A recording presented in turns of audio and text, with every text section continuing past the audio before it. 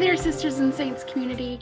My name is Amanda Bagwell, and I'm back with you today. We're going to be having a special guest today. Later on today, he's going to join us to help us reflect on today's gospel. But before we get into that, I just wanted to introduce him to you. So this is actually my husband. This is Jansen Bagwell. He is the founder and creator of Whole Catholic, which we'll tell you about here in a moment. But first of all, Jansen, would you just introduce yourself to us? Who are you? How did you get to where you are today in your Catholic faith?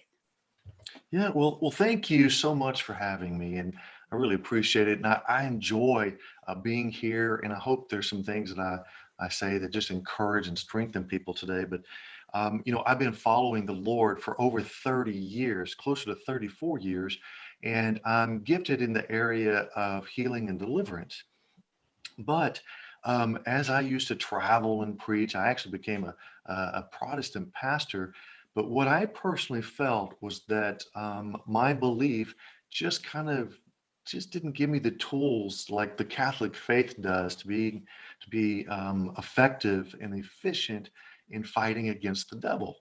Well, since that's my strength and it's incredibly important, I began to start reading the early church fathers.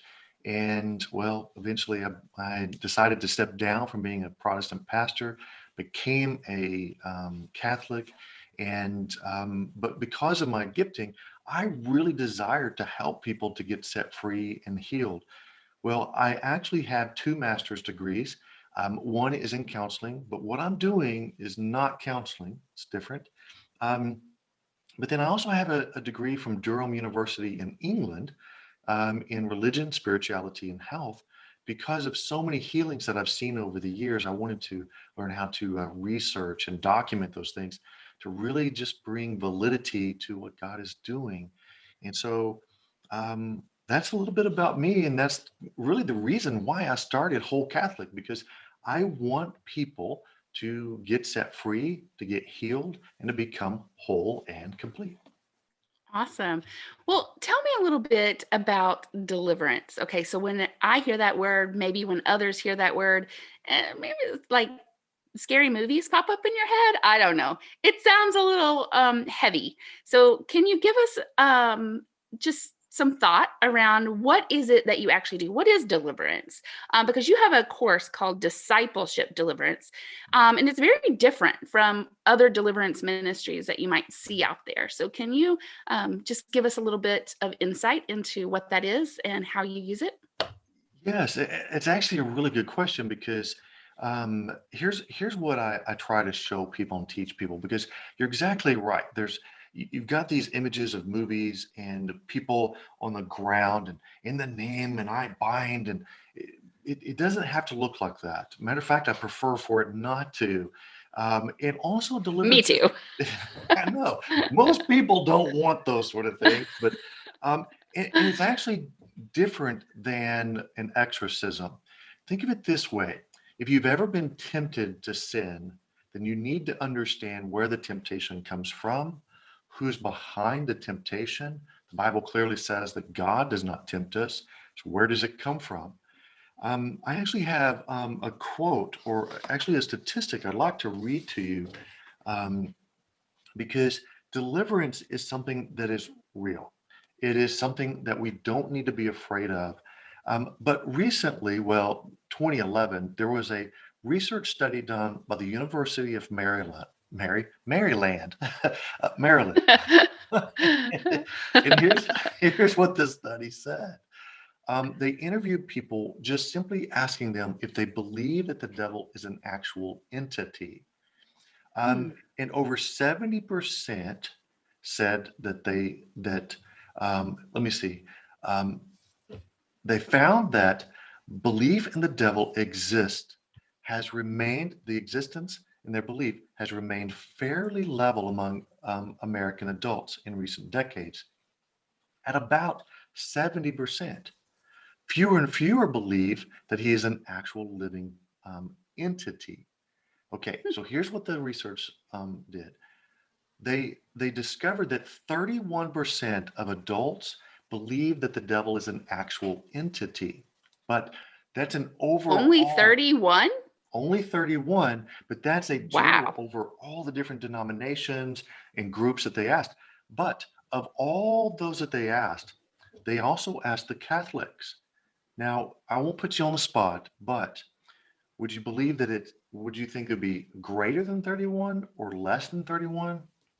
Well, Catholic, Well, I I think for me personally, I would want to think, the Catholic Church has exorcisms. We I don't know. I just feel like that number should be higher. But based on how surprised I was with the last statistic, I'm kind of scared to ask. What is it? well, see, I am too, because the Catholic Church has actually been teaching like the nine choirs of angels. They specifically have been teaching that, and that actually predates the incarnation of Christ. They have doctrine that teaches about the devil. Our catechism is very clear about it. But when they interviewed Catholics, they were the lowest group of people that actually believed in an actual entity of only 17% of Catholics. Now, Wow. because of Wow, what I've been that's studying, striking. it is. And because of what I've been studying, then this is well, I'll just say it is troubling to me, because it tells us we don't know where temptation comes from. We don't know how to overcome it, but yet we're seeing the decline of things like the sacrament of reconciliation. Why is that so important? Why and how is that connected to healing or deliverance? Well, there's a lot of questions that I'm bringing up that kind of takes time for us to kind of unpack. But that's what I've dedicated my life to. That's what Whole Catholic is all about, is helping people to understand and how to answer these questions. Wow. Well, I'm excited for our Sisters and Saints community to get to know you a little bit more. Ladies, gentlemen, whoever you are out there, tune in later today, and we're going to be spending some more time with Jansen reflecting on today's gospel. And he'll be back on Thursday again talking about the gospel. And I chose him to come along and talk about these things and reflect on these particular gospels because of his area of expertise. Today, our gospel focuses on forgiveness. And on Thursday, our gospel is going to be focused on the kingdom of God, and a kingdom divided against itself cannot stand. And so he's going to come and join us and help us to reflect on these two gospels in the light through the lens of deliverance. And what does that mean for us? So come back later today, and Jansen will be joining us to reflect on those gospels. See you soon.